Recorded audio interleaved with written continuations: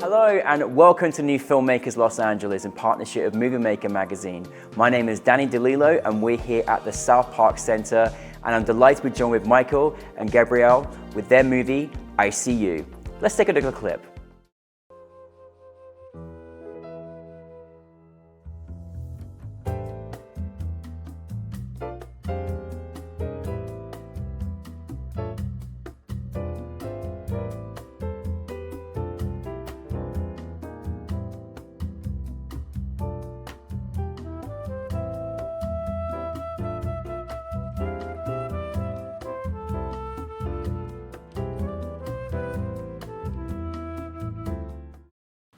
Gabriel, Michael, I'm so thankful, cousins, that we have you here, and thank you so much for bringing ICU to New Filmmakers. It was really, really special. Michael, you did such a great job with this film. Thank you. Tell us a little bit about a synopsis of ICU. So ICU is about two older people that end up in an ER and fall in love in the intensive care unit of a hospital. It's a romantic comedy, and there's no dialogue. It's all, it's kind of like a silent movie.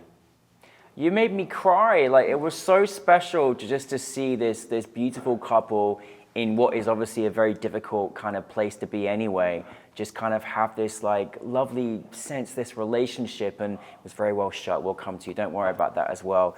Where did the inspiration come for you, Michael, in deciding to turn this idea and turn it into a film? Well, I'm sorry I made you cry. It was happy cry. I made a lot of people cry.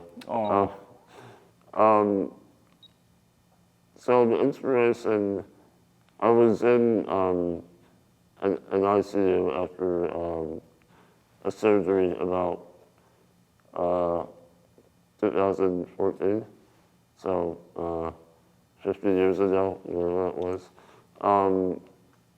And I thought it would be such an interesting place to show something beautiful happen. Yeah. So something like a romance, because I don't know if you've ever been to an ICU at night. It takes on this very ethereal almost. There's almost a beauty to it, and it's and it's in a place where people are literally dying. Yeah. But I thought it's with all those heart monitors, making all those noises, and it's just, it has its own musicality to it. Yeah. And I wanted to capture that and kind of frame a romance in that space. But the way you told the story, the way it was shot, it was really a really wonderful cinematic experience. Now, I know you keep things in the family, and hence there's many projects you've worked with Gabriel. Cinematography, did a really fantastic job. What was the process for this particular film? How did you and Michael work together? How is it for you? So we tend to, so he'll send a script, and then he'll send some look references, and then we will talk about, we'll do a shot list, but then we'll talk about, we have motifs that we go back to, and then we have rules every time. What is it called?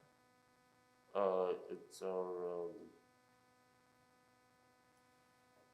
Right? I know There's a set of rules that we establish for each film we're doing. Oh, nice. So that we have to follow those rules. Yeah. So we set the list of rules, and then we have like hot words that we use, and then I'll send a lookbook with like 3 possible lens choices, examples, and he'll send the samples of what he likes, and together we'll sort of find the look. For this one, one of the number 1 words was ethereal, and then so we went with glimmer glass and Atlas anamorphic lenses, the Orions, and we used kaleidoscope filters. We went heavily into split diopters to give sort of the diving bell and the butterfly feel. And it allowed us a lot of space to experiment. Michael really loves experimenting with cinematography, so that gives us a ton of freedom. It was so it was like fantastic to watch, you know. It was like I was in this fantasy with them, you know, and I was almost forgotten. You know, what I loved about it, like you said, you took this place of where people, it's a hard time, but you know, you made this like really beautiful ambience and experience and feeling. And I just wish everyone in the ICU had the same experience. Like that's how beautiful it was. Michael, for you as a director, like how do you work with your actors? You had really fantastic actors in this film, obviously, but what's your kind of process in working with them?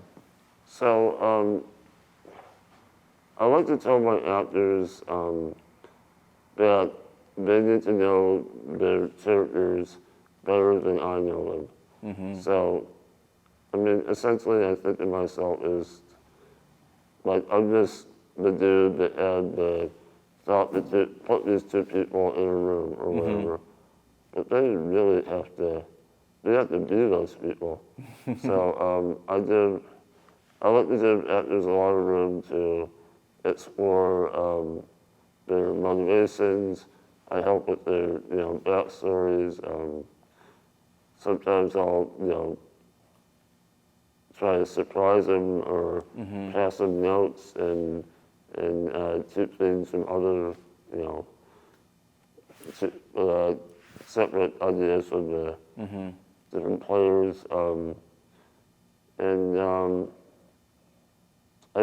think it's just kind of like it's playing pretend. Yeah. I love it. You let people play, and I think that you get the best art sometimes when you just kind of work with your actors in a way and where you can just experiment and just enjoy the experience. And you could feel that you could feel the energy as a filmmaker. I could really feel it. How was this in this particular project? I mean, you've never made I'm sure you've never made a hospital look so glamorous and beautiful. Like how did this kind of differ? And I know you obviously mentioned some of the cameras that you used, but kind of some of the how did this differ from maybe other projects that you've made together? For me, From your the word is perspective. dogma. Dogma. There Dogma. We have a dogma for every film, and it's I like love 5 it. things. So this film, we really wanted to go. I mean, our first feature had a lot of magical realism. Our first TV pilot was a sci-fi fantasy. So we have leaned very heavily into experimental cinematography before, but we put a lot of pressure on the physical camera in this one. It was the first time either of us shot on anamorphics. We really pushed the glimmer glass. We did tons of tests.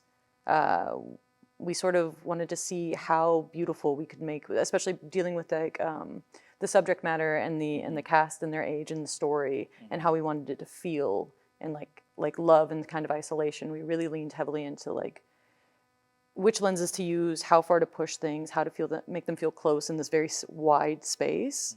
And we just went really, really colorful with the lighting, which was added to this sort of like the hospital itself has an ambient of blue, so it's cold and lonely, but all the lights around it are kind of tonally beautiful. And so that gives a really nice magical feel to the space. They are totally beautiful, definitely.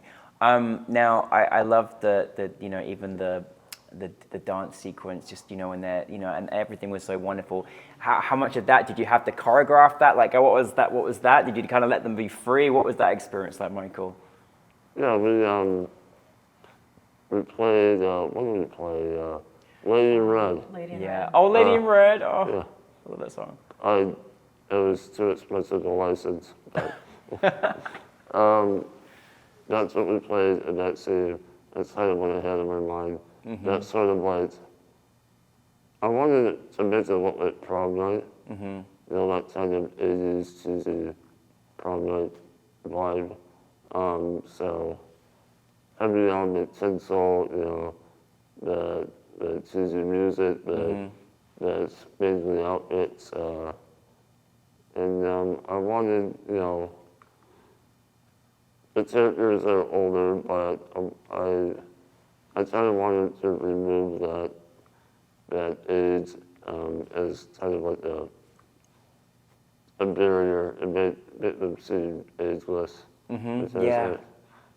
I think a lot of people assume that romance is just for able-bodied, cisgender people Yeah. from 20 to 50, and no one else engages in romance. But old people have the same, they go through new loves, breakups, all that kind of stuff.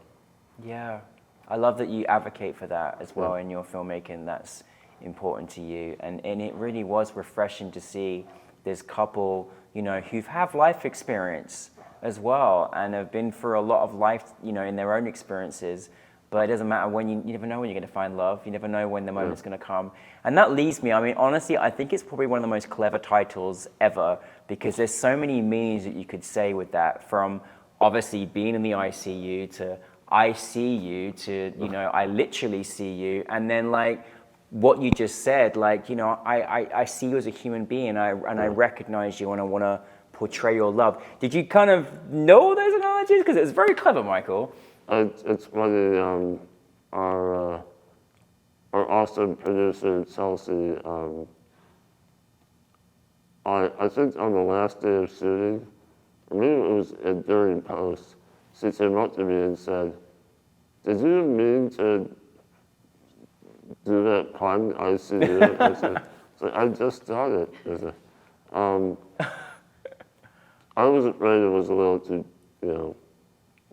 cheesy, but maybe it's the right amount of cheese. No, it's a great amount of good cheese. Don't worry. I didn't think it was cheesy at all. I actually think it really celebrated all the the dynamics of what you were trying to create. So I thought it's more clever than cheesy. Don't worry. Okay. Maybe it needed a question mark on the end. Well, I just want to commend you on again making a film that was such a beautiful film to watch from a cinematic experience, but also just a very endearing story. And you never know when you may find that connection. Just being a nice human being towards each other, and what you can get out of a very difficult moment in your life or experience. What's the reaction been like since you've made this film, both of you? Oh, people hate it. No, it's been good.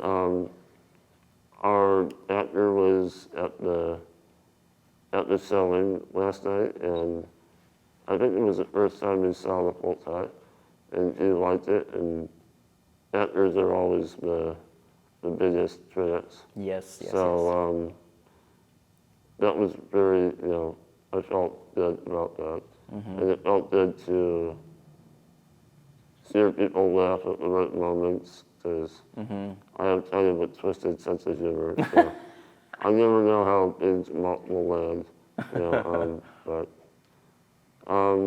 yeah, it's been good. Good. Well deserved as well. It's just so nice. I was actually in the sound booth, and it was nice to hear people's reaction and like laughing and in those moments and finding new moments that maybe you thought, oh, actually that is quite interesting or funny or whatever. Now I know got a dream team family here, but what is next for you together individually? What's the next on the horizon? We'll start with you. Well, start with either of you want to go first. So we have a few things. We're gonna start a new short. Written by Gabriel. Written. Oh, excellent. We're gonna start it this year, and we also have a feature that we're trying to, get source of funding and get that into pre-pro. So we have some stuff on the horizon. Fantastic. So very exciting. So the plan is to continue to do great work together. Yeah. Just lastly, for any filmmakers out there, or anyone that is, in admiration of following in your footsteps, do you kind of have any advice that you can maybe go by or share as advice as creative people that you are? I would listen to your parents and not do it unless you absolutely have to. Unless you wake up and you like, my soul needs to do this. Yeah. Otherwise, don't be an attorney. They'll make more money. I can't wait for your stand-up comedy. That's all I'm saying next, Michael, because you're very, Oh very. yeah, I look forward to that. in I'm looking forward to it. I'm ready for it. My album. Yeah. Anything to add? Anything to add, Gabriel? Anything to add? Yeah, I mean, just everybody's path is their own, so don't feel a lot of, like, this is a very competitive industry, so don't feel a lot of pressure from your peers. Just do everything your own pace and have a really great time. Like, it's nice to be artists with too much money. Like, that's the greatest art to be in, and nothing's that important. We have to plug our the Forbidden List. Yes. It's on Amazon, YouTube, all those streaming services. Oh, fantastic. It's the last feature we shot together. Amazing. So yeah. Fantastic. Look for that and tell everyone to buy 20 copies so I can make my money back. We're gonna have it on the screen for you, all right? So Good. we'll make sure people do it with a QR code to buy 20 copies, all right? No, listen, I'm very, very, very proud and honored to have you both part of our New Filmmakers LA family now, and we're so thankful for making a film ICU. You really touched a lot of hearts, and you're both very talented. So, and you've got very lovely parents, by the way. I've met them, okay? But no, thank you so much, and thank you for ICU, and we're looking forward to seeing your next films. Thank you. It was an awesome festival. Thank Probably you. one of the best. Thank you. So. Thank you very much. We can't do it without you, that's the thing. All right, so really appreciate it. Michael and Gabriel with ICU, thank you very much.